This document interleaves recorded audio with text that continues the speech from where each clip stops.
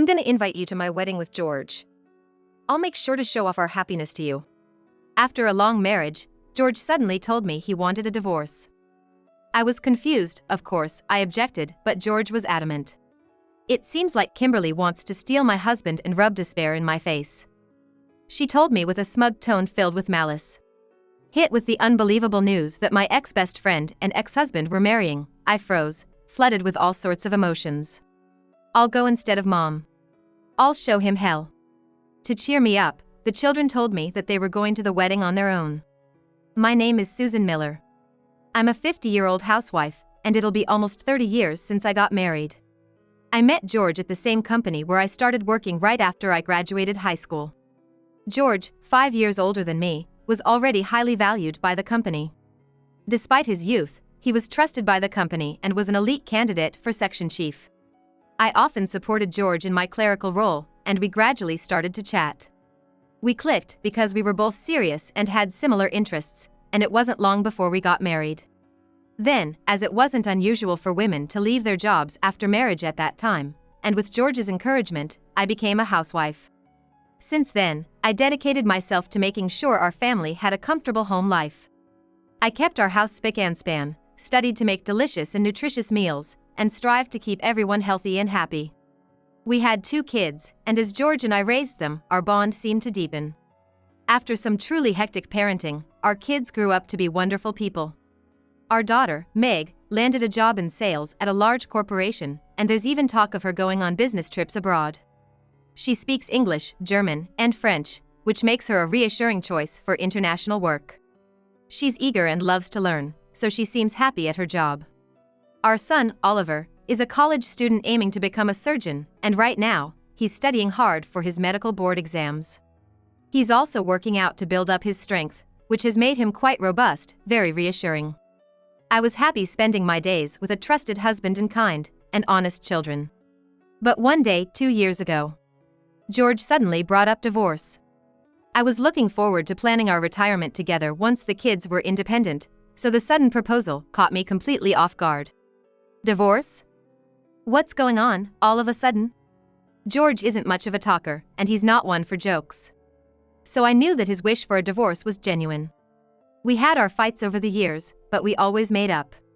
What could have been so wrong?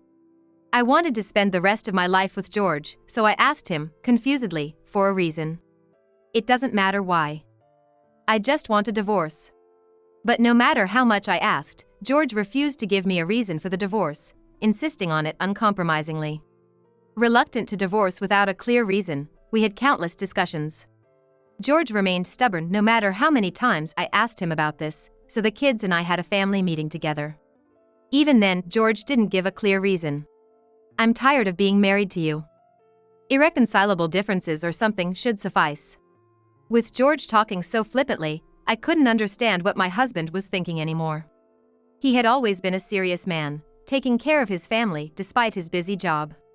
Yet here he was, just wanting a divorce. His apparent indifference to the family made me feel disappointed. I, too, thought that I could no longer stay with George.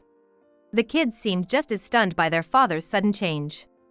And so, the divorce was settled, and George packed his things and left the house a year ago. When I felt a touch of loneliness after George left so easily, the kids reassured me that they were on my side. We'll always be with you, Mom. You're better off not worrying about Dad anymore. I was feeling anxious about this divorce with no given reasons, but knowing the kids were on my side lifted my spirits. I realized I couldn't just wallow in sadness. We had decided on divorce, but finalizing it was another story. George was stubborn about not giving up his custody rights to the kids. They're kind-hearted and smart, I guess no parent would want to let go, even George. But the kids are adults now. They can handle themselves and chose to be by my side, every time turning down George's attempts at claiming custody. Still, George persisted. I kept wondering, how long will this back and forth last? In the midst of it all, I bumped into Kimberly, my childhood buddy. We lived close by and hung out together almost all the way through high school. Having been the quiet and shy type, Kimberly was practically the only friend I had. She was known for her beauty, always the bright and sociable one, making her the darling of the school. I liked her a lot, proud to call her my best friend, expecting our bond would last forever. But after starting our jobs, she began to drop snide remarks more and more. I thought I was imagining things until she badmouthed my wedding and dress when I invited her. "I can't believe you're getting married before me, but then again, your guy is just some corporate drone, so of course, it's a budget wedding." She laughed mockingly and kept the insults coming. Kimberly used to play with me and be kind to me. But before I knew it, he started looking down on me. I didn't want to believe it, but it wasn't just me, she belittled George too, and that really got under my skin. I played it cool back then to avoid stirring the pot, but I decided to distance myself from someone so outright disrespectful. Kimberly had gotten hitched too, so we hadn't crossed paths for a while until about 3 years ago when she moved into my neighborhood. I'd sometimes bump into her while running errands. "You still look plain as usual. I feel sorry for you because you have a child and can't do what you like." I was tired of being criticized every time. Kimberly doesn't have any children, but she seemed to want to look down on me and say that because she doesn't have children, she can do whatever she wants. Furthermore, she was wearing heavy makeup and flashy clothes that didn't suit her age, which made me feel uncomfortable. In the past, she was praised for being idol-like, but these days there is no trace of that. However, Kimberly still seems to think that she is beautiful and brags about it. Kimberly said this with a proud look on her face. "I'm remarrying. After all, men are attracted to good women like me." Kimberly looked down on me, her lipstick turning poisonous red, and she smiled. After Kimberly moved into the neighborhood, I heard that George and Kimberly were seen together, and I had a bad feeling about it. Kimberly's been married 2 or 3 times now, but they've all ended in divorce. Our parents still get along and live nearby, so I've heard about her matrimonial track record from them. The first time, he was a high-income office worker, but apparently he was busy with work and didn't spend much time at home. Apparently, Kimberly took advantage of this by playing around and wasting her money instead of doing housework properly. When her husband found out, he divorced her. The second time was with a man who had inherited a long-established Japanese confectionery shop. Apparently, this was a timid person who didn't know much about anything other than making sweets, and Kimberly seemed to take advantage of him as well. It seems that he was unable to stop Kimberly from doing whatever she wanted, but when he learned that Kimberly was stealing money from the store, he became furious. Furthermore, Kimberly even had an affair, so they divorced and paid a lot of alimony. Apparently, Kimberly's parents paid the alimony on behalf of Kimberly, who had been playing around and had no savings. The third person was my boyfriend when I was a student. This man, who was the son of a landowner, was my first lover, but he dumped me, saying he had fallen in love with Kimberly. At the time, Kimberly was beautiful and popular, so I thought it couldn't be helped. However, in hindsight, after I introduced him to Kimberly as my lover, Kimberly's contact with my lover increased. Thinking hard about it, I started to wonder if Kimberly had stolen him from me on purpose. They dated for a while before parting ways, but as adults, they reconnected and got married. This person's family is rich, but they also farm with their family, making use of their large amount of land, and apparently they got into a fight with Kimberly, who didn't want to help with the farming. She said she couldn't tolerate such a life and they ended up getting divorced. Knowing Kimberly's tendency to go after wealthy men and do as she pleased, the rumors of her and George together gave me an uneasy feeling. But I was older now and thought I shouldn't worry about infidelity and tried not to think about it. When Kimberly announced she was getting remarried, all these memories came flooding back. However, he thought again, and was surprised that there were still people like Kimberly who would marry someone like him. A few days later, Kimberly suddenly came to my house. When I opened the door, not expecting Kimberly to come, I froze in surprise, and Kimberly said to me, "You have 2 children, right? Please let me meet them quickly." For some reason, Kimberly wanted to see my children, and I replied in a confused and almost trembling voice. "Today is a weekday. I'm not home due to work and school." I had never mentioned my kids to Kimberly, nor had she ever met them. So I was puzzled about what she could possibly want with them. As I hesitated with my response, Kimberly looked disappointed but invited herself in anyway. Even though I stopped her, she started relaxing on the sofa, telling me to treat her well since she came all the way. She kept saying I should entertain her, and out of obligation, I just served some tea. Then Kimberly sat on the sofa, chatting away incessantly. She seemed thrilled about her latest marriage. Nearly all she talked about was singing praises of her new spouse. I just nodded along absent-mindedly, But as I listened to the details about her latest partner, something didn't sit right with me. He's the general manager of the same workplace, and he's very wealthy. He's very serious and usually has a big smile on his face, but when I talk to him, he seems happy. The details Kimberly shared about her workplace, her fiancé's position, and their stories matched almost exactly with those of George. Once I realized this, I couldn't stay calm inside. However, I knew if Kimberly saw me rattled, she'd likely gloat even more with snide remarks. I made a conscious effort to appear untroubled, graciously interacting with her until she had said her piece and left. And when Kimberly left and closed the front door, I staggered back into the living room from mental exhaustion and sat down in a chair to collapse.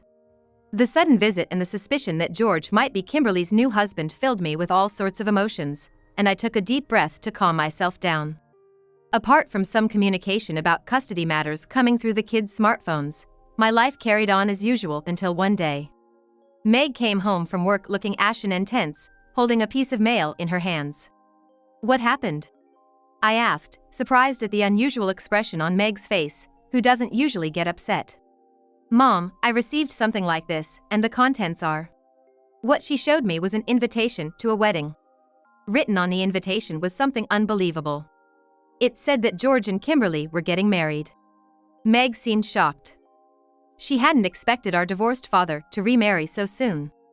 I felt a jolt too, despite my suspicions. Seeing both of their names there was startling. The atmosphere at home turned bizarre as Oliver came back and expressed disbelief upon seeing the invitation. We couldn't understand what they were thinking by sending us this invite. Just then, the home phone rang, and on the other end was Kimberly. "Did you get my wedding invitation? I thought I'd share our happiness with you." Then, she started boasting about how she met my husband. "Isn't it weird that someone like you would get a well-paid husband? Also, George realized that I'm a better woman than you." Kimberly only bragged and insulted me, then hung up on me. I was aware of Kimberly's bad personality, but I never expected her to go this far. Her malice towards me was unimaginable, leaving me in a state of shock. I was shocked because I didn't think that George was having an affair with Kimberly, but at the same time I was satisfied that George didn't say the reason for the divorce. Listening in on Kimberly's loud voice from the phone, my children became furious. They don't know much about Kimberly. I only briefly told them that since Kimberly moved in, we used to be best friends, but now we don't get along and our relationship has deteriorated. However, the abuse over the phone was not only abusive, but also had a hint of spite in its voice, so they were angry at Kimberly and comforted me. "That lady from earlier is out of line with common sense. Mom didn't do anything wrong, so how could she say such bad things about you? Dad is also an idiot for falling in love with such an evil woman." Seeing my children angry on my behalf brought tears to my eyes. Overwhelmed by everything that had happened, I let out all the stories of Kimberly's past misdeeds and her history of marriages to my children. After getting it all out, I felt a bit lighter. Let's not get involved anymore and skip the wedding. Dealing with them just wears us out. Reflecting on it, I realized how much Kimberly had changed from our childhood days. When she was young, she wasn't mean but kind, so this change made me feel sad somehow. After settling down from the initial shock and regretting burdening the kids with such unpleasant news, they looked at each other with resolved faces and said, "I'll go in Mom's place." I can't stay silent after hearing this much. I'm going to show them hell. Since the invitation included my children and me, there would be no problem if they went without me. They exchanged meaningful glances, and although I was curious about their intentions, I didn't stop them. The wedding itself was likely chosen by Kimberly for its opulence. It was taking place in the most upscale hotel around here. There was a large guest list as well, and I couldn't help thinking it was unnecessary, at their age, to have such a grand event. Since the wedding was announced, George had been increasing his attempts to discuss custody. With a new marriage on the horizon, he needed to settle the custody before the divorce. George desperately wanted the kids to side with him, but they firmly refused, and I wasn't about to let the custody go either. Eventually, George gave in, and the divorce was finalized. Finally, the day of the wedding arrived. My kids got dressed up, determined to face George and Kimberly, and left home spiritedly. They returned a few hours later with satisfied smiles. "They went through hell so funny. It was their own fault," they said with satisfaction and showed me videos they'd taken at the wedding and telling me what had happened. It seemed that in the dressing room, Kimberly was overjoyed that they had attended. "I'm glad you could make it. You can call me Mom now, you know." It appeared that Kimberly was convinced she'd earned the motherhood role over these exceptional kids thanks to winning custody with George. Kimberly seemed happy as she tried to hug my kids, who subtly kept their distance. She was extremely friendly even though we had never met before. I don't know how she ever got married. I can understand why she got divorced.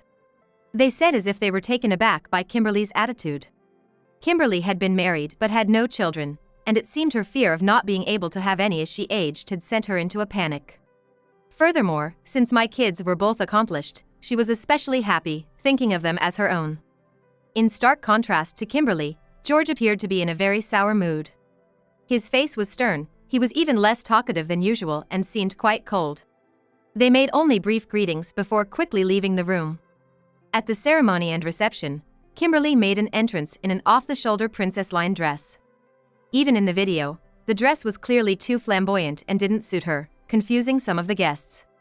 However, Kimberly seemed to be under the impression that she looked fabulous, bearing a confidently happy smile. I was taken aback by Kimberly's incongruous sense of style and values. It was quite off-putting for someone her age.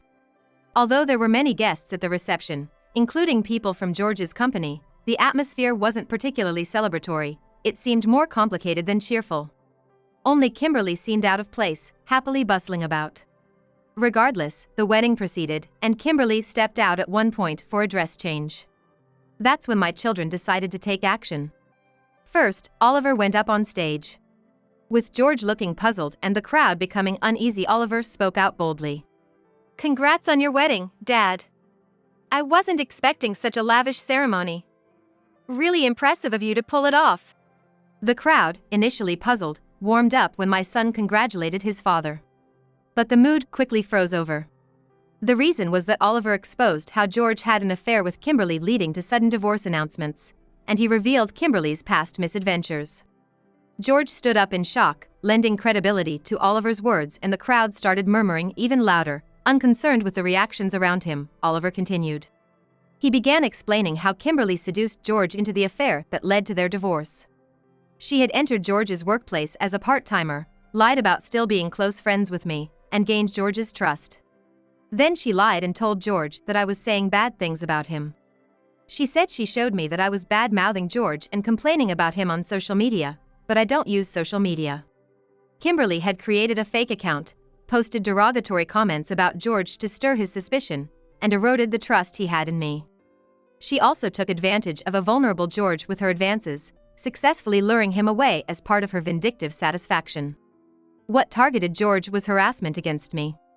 Even though Kimberly got divorced because of her own selfishness, she didn't show any remorse. Then, when she learned that I was married to a high-income elite man and had 2 children, both of whom were excellent, and we were still living a happy life, she wanted to destroy my happiness. It seemed she looked down on me in the past for hovering around her. Because of that, she didn't seem to like me because I was living a better life than him. As Oliver revealed the truth, George, perhaps out of anger, began trembling with quiet fury. Amidst this, Kimberly, having finished her costume change, returned to the reception. Dressed in a pastel pink flower dress with a tiara on her head, she entered with a smile. The outfit was cute, but it didn't suit her. It was not met with applause and surveyed the eerily silent room. That's when Meg spoke out cheerily. "Now for a surprise gift from us. Please look at the screen." A video started to play. It was a video letter featuring all 3 of Kimberly's ex-husbands. They appeared to have remarried, with children, and they were all smiling and began to share their stories. As they spoke about their reasons for divorcing Kimberly, she frantically tried to stop the video, but Oliver blocked her, letting the video play. The first husband, the company employee, had remarried and now had 3 children. He had started his own business and become a CEO. He is now living in a luxurious house, and seems to be living like the rich man that Kimberly dreams of living. The second husband, the confectionery shop owner, had also remarried and had 3 children. With his new wife's help, the shop had grown and gained more fame. And now, they seem to have expanded to the 3rd store and are making a considerable profit. The son of a 3rd landowner also remarried and has 2 children. With the help of his second marriage partner, he started a company dealing with agriculture and land, which has now grown into a large corporation, and he seems to be working as its president. All three of them, after parting ways with Kimberly, remarried and found success with their new partners, leading happy lives. Kimberly couldn't stand the fact that all her ex-partners became wealthy and happy with children after separating from her. Frustrated, she clenches her fists, grits her teeth, and her eyes grow bloodshot. This is ridiculous. None of them had achieved such success when they were with me. Kimberly starts to lose control and becomes hysterical. At almost 60 years old, George can't have a better life than this. I also want to live in a big house and be the wife of a president. She continues to complain and argue with a furious George. So, you deceived me, huh? Because of you, my life has turned into a mess. You even said terrible things to Susan. George is filled with anger and regret for being deceived by Kimberly. Amidst their heated argument, Meg, in a loud voice, adds, "We have a special guest too. Please enter." An unfamiliar man enters the venue. Overwhelmed by the atmosphere, the man seems timid and enters while trembling. Surprisingly, this man is Kimberly's current boyfriend. Not only she stole my father, but she also cheated on him. It's unbelievable, right? Meg exposes Kimberly's infidelity, and shocked, the man ignores Kimberly's calls and rushes out of the venue. The guests are appalled, and due to Kimberly and George's fight, the wedding is cancelled. I won't marry you.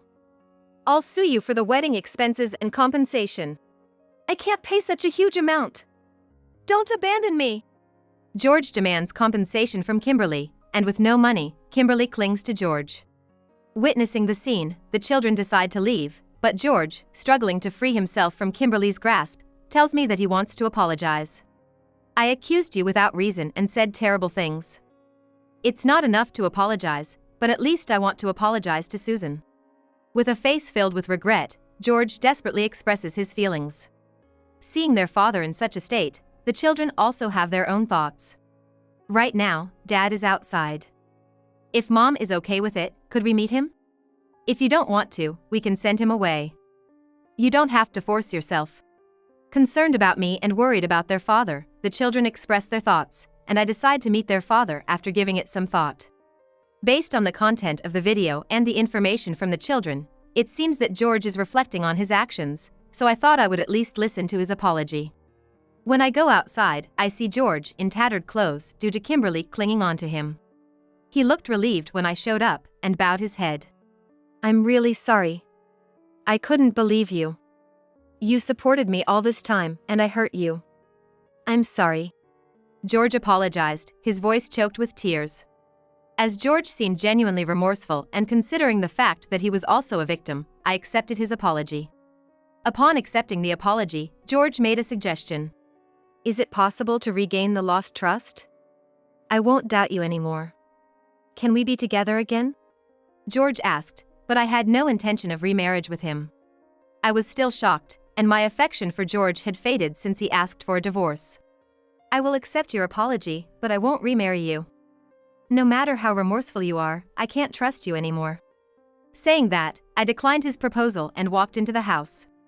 Afterward, since some of my colleagues at work had witnessed the whole situation, Kimberly lost their trust and got fired.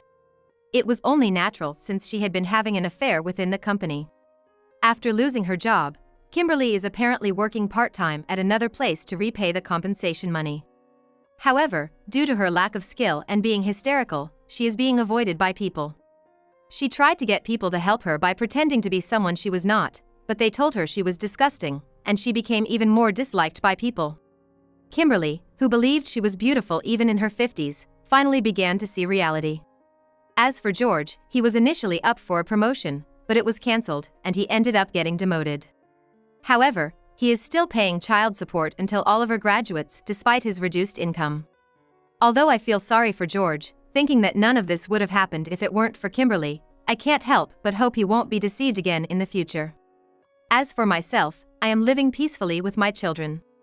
I am encouraged by the fact that they cheerfully tell me that they will provide for me, although I do not want to be a nuisance to my children in my old age. While expressing gratitude to my caring children, I hope to continue living in peace without any disturbances like this incident.